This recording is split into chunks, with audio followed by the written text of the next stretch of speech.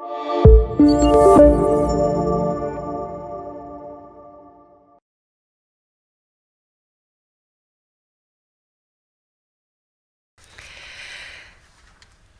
good morning, everyone. Delegates and guests, thank you, morning. Thank you, Andre, for those lovely, kind words. Really, I did blush. Don't know where all that passion you speak about, it sounded almost inappropriate there. It is indeed a great program. I looked at it over the next few days. You've got a lot waiting for you. And really congratulations to Ancilla and Andre and Lebo and Celine and all of them for having driven this over the past years. And now hearing the next 2 years funding is clearly because of the success of the first 3 years. So that's really wonderful. Thank you for inviting me to share my thoughts with you. It's such a great event. And to champion, as Andre is saying, to champion first-year experience and how that sets the scene for higher education for a student, to champion that is really all in your credit. Thank you very much. As you just quickly say, I wonder, while I've got the minute, the JSA, he's quite right, the Journal for Student Affairs, I think, Ancilla, you will be doing a guest-edited issue out of these papers. So I'm sure you'll announce it again over the next few days. Any of your papers that you would like to see published, please write them up, send them to Ancilla. She'll be guest editing an issue, and it is indeed accredited, and it is really, to all the people who've worked at that, at the journal, credit to them for having gotten it this far. So I want to focus a little bit today on the more unexpected lessons we learned from the unrest in 2015 and 16, and how this has sharpened our understanding of our role in higher education, and particularly the first-year experience. We know, of course, from the last 2 years that we need to accelerate transformation. There's no doubt in that. We want to advance issues of race, gender. We need to change issues in patriarchy. Masculine notions around masculinity do need to change in this country. We need to transform what it means to live in South Africa. Gender violence crisis is at its highest. Student access and success needs to be accelerated. And the entire cultural, the national focus on the culture, so the national culture needs to change in order to focus on education. So we know that, and that I think has been driven home very clearly over the last 2 years. But for higher education, I want to focus a little bit on the more unexpected things that I think has happened to us in higher education, particularly management, and you as program conveners and people who manage resources and budgets and students and programs. Something else has come to the fore, and that's the lesson I want to reflect on. Some of you may know, as been mentioned, that I've moved from first UCT, then UWC, Stellenbosch. I was at Berkeley sometime, at NYU. And it's quite interesting when one looks at the institutions and how they manage complexities. And it's quite useful to then abstract from how they manage it to see what the lessons are. And these I want to share with you. I think in sum, we've learned to live in very, very complex times. The fast pace of change was described as the new normal. And we needed to face complexities and paradoxes more than we had to in the previous 2 decades in higher education. And we will continue to be asked to do this in higher education. So we know, and it's plainly written on the wall, that if we don't overcome our differences and our challenges, and if we don't change the way we engage from combative to collaborative, then we are probably not going to outlast the 21st century. We need to find ways to overcome the differences, conflicts, and uncertainties, and we need to take risks to develop multiple solutions in collaborative ways. This is what we learned during the unrest, and this is what our students need to learn too. And not only our first-year students, all students it is. Especially as they must face the complexity and contradictions of living in South Africa as adults. Let me show you a little bit. Let me see if this works. Hold on. Does this work? Yeah. So let me show you a little bit of what it looks like when students arrive at higher education. This is the kind of world they're facing. And you can see in student unrest ideas about decolonializing higher education and what that means for different pockets and parts of higher education. They faced with issues of the rape culture. There were a lot of debates last year about rape culture, and they will continue this year.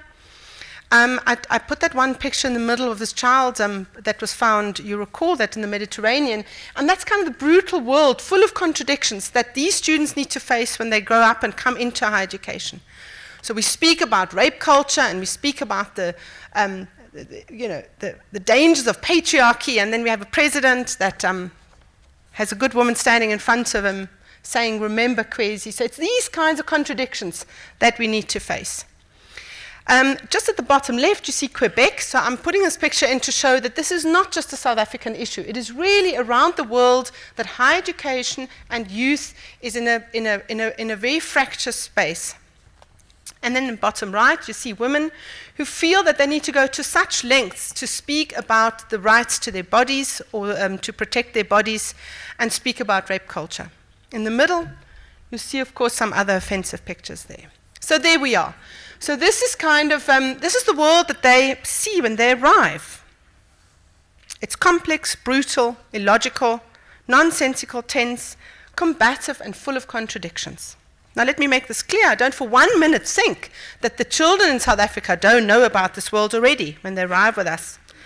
A world where parents hurt children, where we have so much abundance and yet our students go hungry, where we try to educate our students about patriarchal power abuse, and then we have a president with a rape scandal and many other scandals hanging over his head, where we have the political and economic elite enriching themselves more and more while the social service grants fail to feed our fellow South Africans, where we have our brightest students arrive at university and they leave more alienated and disillusioned than they arrived. The world in which rich and poor live next to one another, both trying to deal with the incomprehensible complexities of living in this South Africa. So yes, our students do know about this world, but over the period of the student unrest, this has become more pulled into focus. The contradictions for many of us was also that we identified very much with the student struggle, but we didn't know how to deal with it, and we were caught in all kinds of impossible positions. And that is, I think, something that universities have learned to deal with. But it's not only locally that we see such confusion and paradoxes and unrest, but also beyond our borders. Who didn't wake up that morning when we heard the results of Brexit? How can England extract itself from the biggest peace treaty in Europe and shun the responsibilities for problems that face everyone? It was just shocking to hear that a country would choose to do this, and that there were people in that country that would choose this as an option. But Brexit wasn't the only thing that shocked us, and then there was Trump. So when we heard the tapes of his trashy misogyny, and we were certain that logic would prevail, and people would vote with their minds, and they didn't. They went and voted for Trump. And let me just give you a statistic here. 53% of white women in America voted for Trump. How is this possible? So these are the kinds of issues that our students need to see and they need to deal with. Just give you another statistic here. As opposed to 4% of African American women voted for Trump, and they're the only ones clearly who kept their thinking hat on while they voted. So overall in South Africa, we have a culture of conflict and combat. Violence and disengagement has become normative, and clannish groups dominate the political and social spaces. The intersection of power with race and gender haunts us, and we only see sporadic active participation in our democracy. The national discontent has reached unprecedented proportions in South Africa, and this, no doubt, fueled the student unrest that we saw over the past few years. But it's not only the student and youth anger that we needed to make sense of, it was also the context within which this occurred. Universities are contested terrains. We're reimagining ourselves and repositioning ourselves as very earnest and effective instruments of social justice.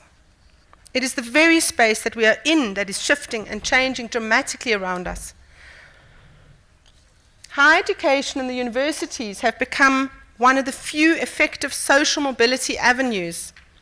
And while the TVET sector is not offering this avenue as reliably as the universities, we're in the space where young people look towards for wanting to better their lives.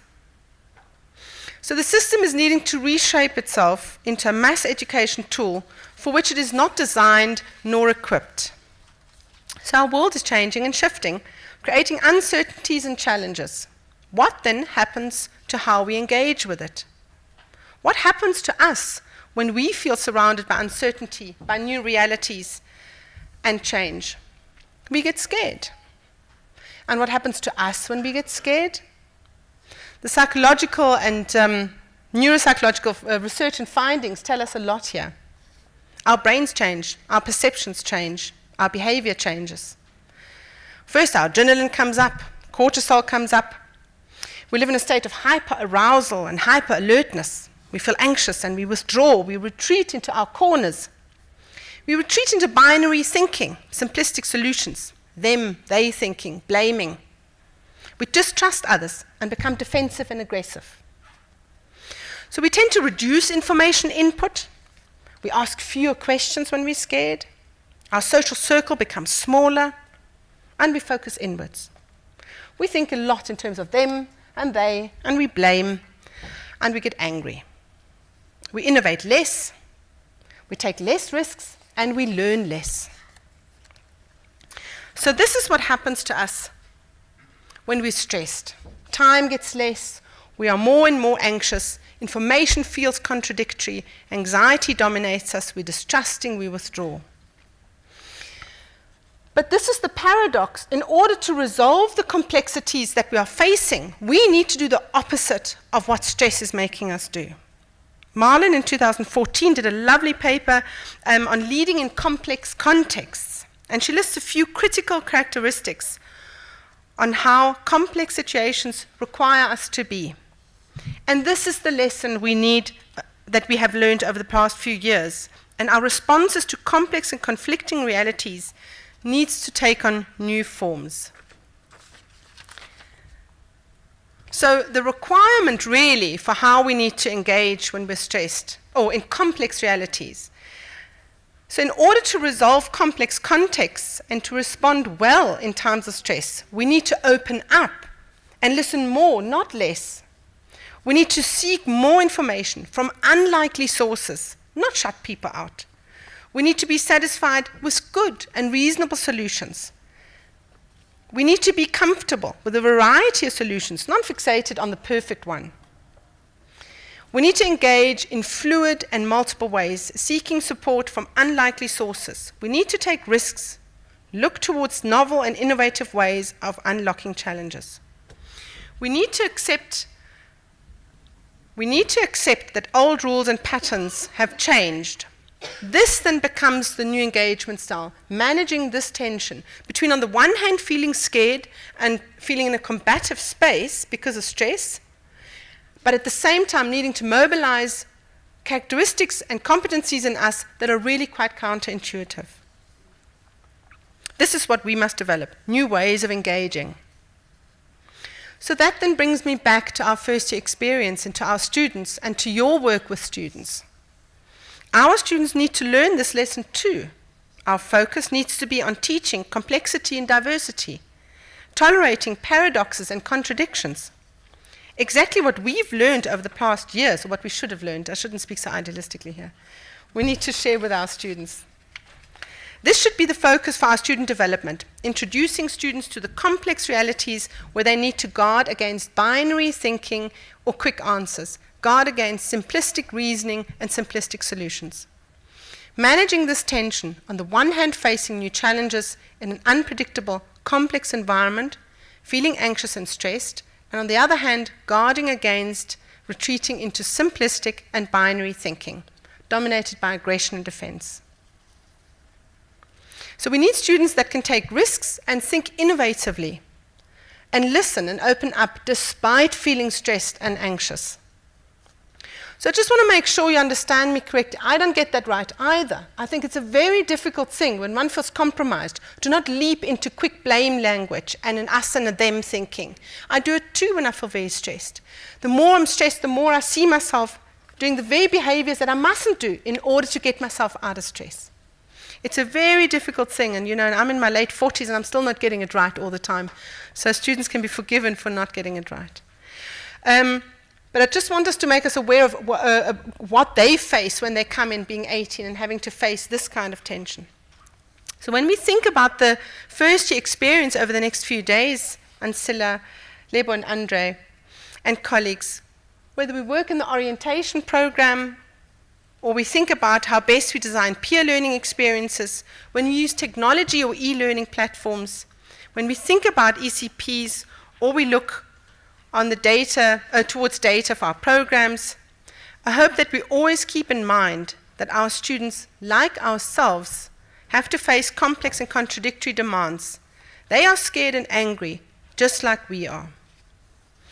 And that needs to be our underlying, or if you will, overarching principle, enabling a deep sense of engaging across the unknown, listening and seeking innovation and original solutions, acknowledging the complex and contradictory world and letting all versions be valid. That is very difficult, and I hope, regardless which programs we do, that we enable students to develop that capacity.